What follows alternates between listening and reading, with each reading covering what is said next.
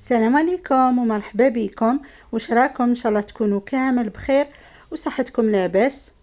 جيتكم اليوم بهذه الحلوى اللي قد ما نحكي لكم عليها قليل، والله العظيم غير بنتها ما شاء الله وتوالم بزاف العيد الاضحى المبارك. هذه الحلوى يعني قديمه، حلوه السيده رزقي اللي هي حلوه الفرماج. خدمتها لكم بطريقه عصريه، وكما تعرفوا حلوه الفرماج اقتصاديه يعني وما فيهاش بزاف مقادير. قبل ما نبدا الوصفه تاع نهار اليوم، ما تنساوش تفرحوني باشتراك في القناه وتفعلوا زر الجرس باش يوصلكم كامل جديد قناتي. نبداو على بركه الله في مقادير وصفتنا تاع نهار اليوم. عندي لهنا 125 غرام تاع المارغرين طريه، ضفت لها 2 ملاعق كبار تاع سكري غلاس او السكر الناعم، وزوج حبات فرماج طري هذا تاع المثلثات. زيت ضفت لهم 4 ملاعق كبار تاع الزيت، و4 ملاعق كبار تاع الكاوكاو محمص مليح ومرحي. راح نزيد نضيف نصف ملعقة كبيرة تاع لافاني، وزوج ملاعق كبار تاع النشاء او المايزينا. وراح نبدا نخلط في هذه المكونات تاعي كما راكم تشوفوا. انا لهنا راح نستعمل يدي، نتوما اذا حبيتوا تستعملوا الفوي او الضرب الكهربائي لكم الاختيار. انا راح نخدم غير بيدي، ويعني بهذيك درجة حرارة تاع يدي راح تساعدني باش هذيك المارغرين تاعي تذوب وتتجانس مليح مع هذوك المكونات بهذه الطريقة. هنا بعد ما يتخلطوا المكونات تاعي مليح، نجي نبدا نضيف في الفارينة. راح نحط كمية تاع الفارينة ونضيف عليها ملعقة صغيرة تاع الخميرة الكيميائية، ونبدا نجمع في العجينه تاعي بهذه الطريقه. ما تعجنوش العجينه تاعكم، لازم يعني تجمعوها غير هكا بالاصابع تاعكم حتى تتحصلوا على عجينه تكون طريه. نبقى نضيف هكا في الفارينه تدريجيا، وراني كما قلت لكم نجمع في هذه العجينه حتى نتحصلوا على عجينه تكون طريه وما تتلاصقش في اليد، يعني تقريبا كما العجينه تاع الصابلي بهذه الطريقه. راح نحط كيس بلاستيكي ونطرح العجينه تاعي على سطح العامل. راح نفتح العجينه تاعي بنفس سمك يعني العجينه تاع الصابلي، كيف شغل رايحين نخدموا صابلي. ونجيب الطابع تاعي ونبدا نطبع في الحلوه تاعي بهذه الطريقه. لهنا اختاروا طابع اللي حبيته، يعني انا خيرت هذا الطابع باسكو ما خدمتش كامل حلوه مثلث بهذا يعني الطابع. الوغ اليوم قررت نخدمه في هذا الحلوه.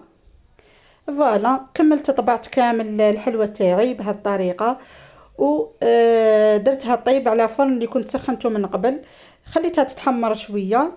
و يعني هذه هي الحلوه تاعي بعد ما طابت لي. شوفوا كيفاش تجي، يعني ما شاء الله يجوا كامل كيف ما تلقاوش كامل حبه صغيره على اختها ولا كبيره على اختها، يجوا كامل كيف. فوالا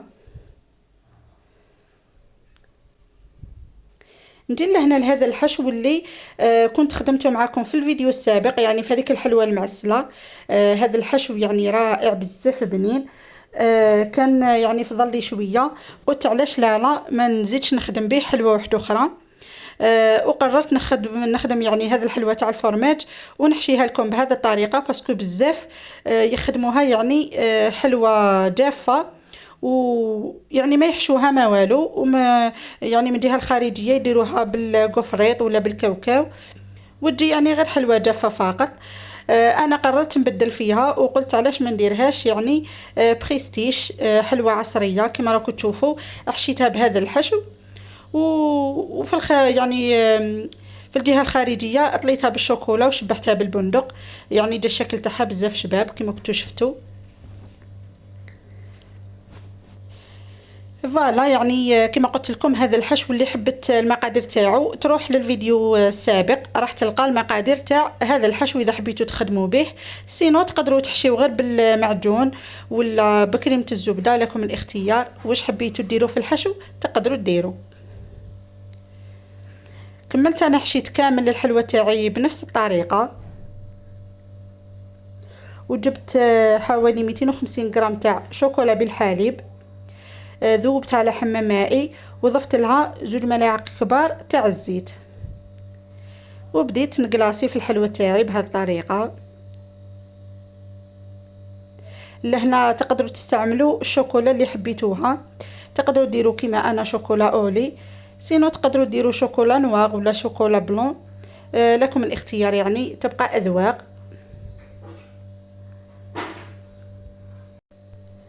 وراح نعطيكم ثاني واحد الملاحظه، اللي حبت تيفيتي الحشو في هذا الحلوى، تقدر يعني تطبع هذه المثلثات شويه خشان، يعني السمك تاعهم يكون حوالي 1.5 سنتيمتر، ويعني تيفيتي الحشو وتطلق بها الشوكولا تاعها. اللي ما حبتش يعني دير الحشو. هنا بعد ما كملت قلاصيت الحلوى تاعي كامل وخليتها نشفت لي شويه، جبت شويه درتها في ان بوش وبديت ندير في هذا الخطوط كما راكم تشوفوا. هنا راني في مرحله التزيين، واكيد كما دائما نقول لكم مرحله التزيين تبقى اختياريه. انا خيرت هذا التزيين يعني سامبل وجا شباب كما راكم تشوفوا، عصري ثاني. نتوما اذا حبيتوا يعني تتقيدوا بهذا التزيين، سينو ديروا لا ديكوراسيون اللي حبيتوها نتوما. راح نكمل نزين الحلوى تاعي كامل يعني بنفس الطريقه. راح ندير هذا الخطوط وندير حبه تاع البندق، يعني نقسمها على 2 ونديرها بهذا الشكل كما راكم تشوفوا، ونخلي الحلوى تاعي تنشف. وهذه هي النتيجه النهائيه تاع الحلوى تاعي تاع نهار اليوم. شوفوا كيفاش جا الشكل تاعها، يعني بزاف شباب وراقي كما كنتوا شفتوا، يعني حلوة زمان. غيرت لكم فيها يعني وعطيتها لكم بشكل جديد، ويعني عصري، تقدروا ديروه في الأعياد ولا حتى في مناسباتكم.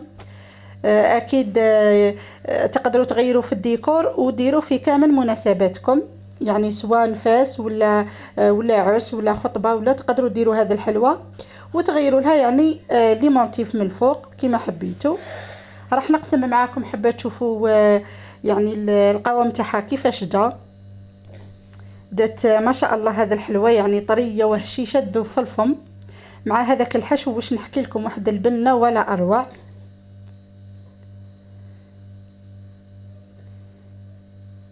نخليكم مع النتيجه النهائيه تاع هذا الحلوى، ان شاء الله تكون عجبتكم يعني هذا الوصفه، وتجربوها وتخلوا لي رايكم فيها في التعليقات.